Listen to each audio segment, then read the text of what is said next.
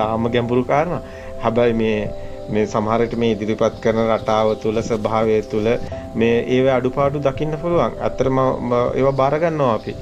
අපි බාර ගන්නවා අපි සාරව සම්පූර්ණ එහෙම අන්තගාමී අය නෙමෙයි.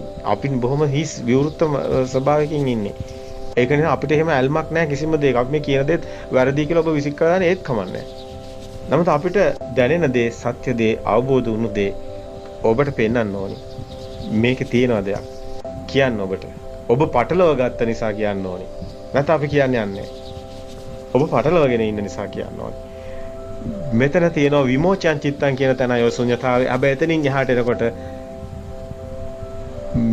මෙතනින් විමෝචන චිත්තං වලින් පස්සේ ඒ අනිච්චානුපස්සී, විරාගානුපස්සී, නිරෝධානුපස්සී, පටිනිස්සග්ගානුපස්සී කියන එක ඔබේ මනසට ගෝචර නැහැ.